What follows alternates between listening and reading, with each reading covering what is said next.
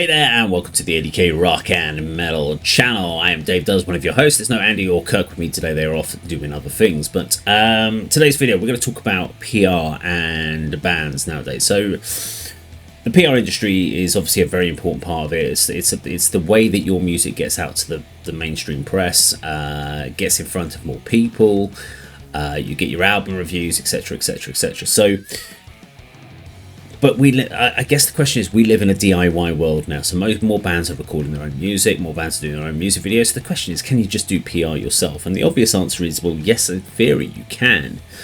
There is that.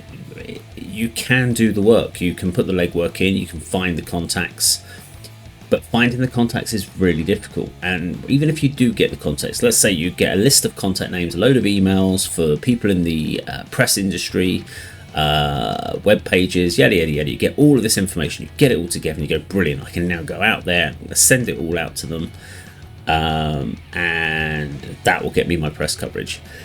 No, it won't, because here's the next challenge you're going to get.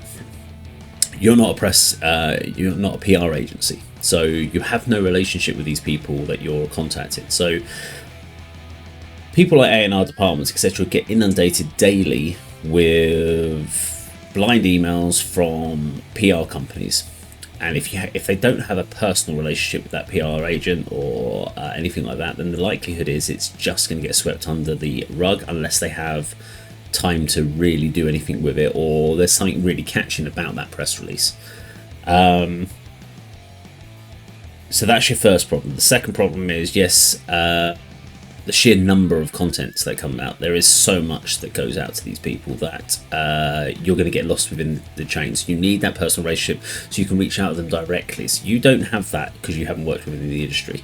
You can try, and I can say that because I have tried. I have lots of contacts for people within the media industry to send content out to from a PR point of view, but I don't have the relationships with these people, so mine go out as a blind email, can you please do this, with press releases, and it doesn't do well in that sense.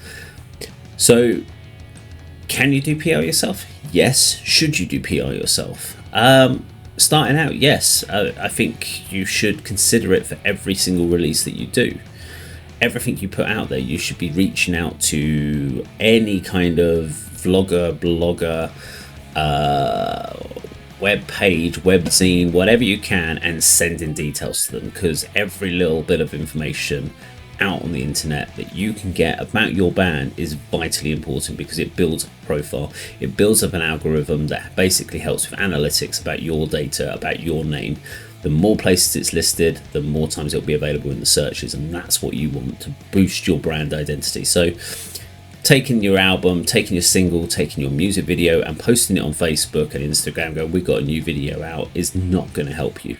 You've probably got a better chance of winning the lottery than actually achieving what you need to on that one.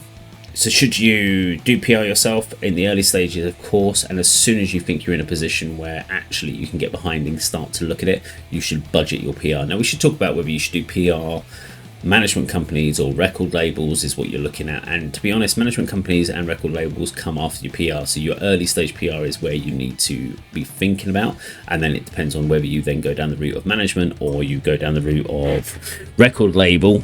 And sometimes management will help you get to the record label stage. Sometimes you'll get lucky with the record label early on before management. But we'll do a whole nother video about record labels versus management. And we'll do a whole video about the different types of PR companies out there, because there are a lot, and it's quite scary to go through the sheer scale of the different PR agencies out there and what you get for what your money is.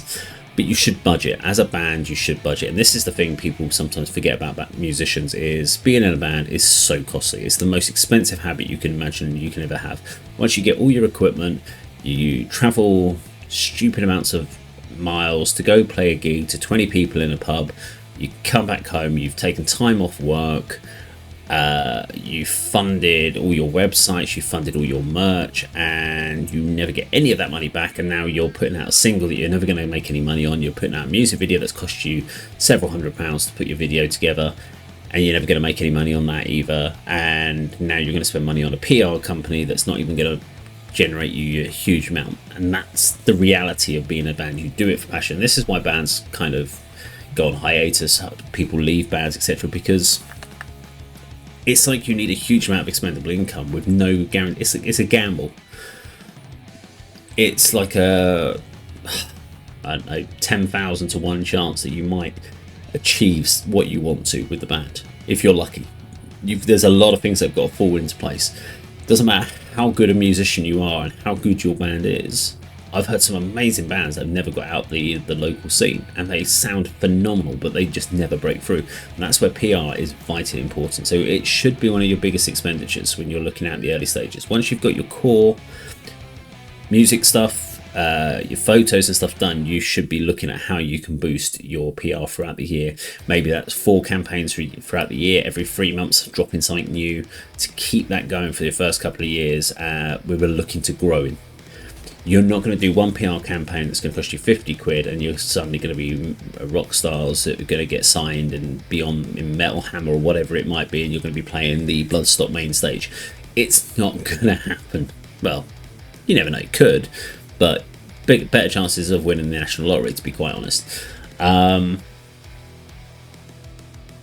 yeah, spend money on PR is my main thing. Yes, you can do it, you can try and do it, but I generally am going to say you got to put a lot of work into it, and just use a PR company. That's it from me. Thank you very much for watching. I'll see you on a video sometime very soon. Take care.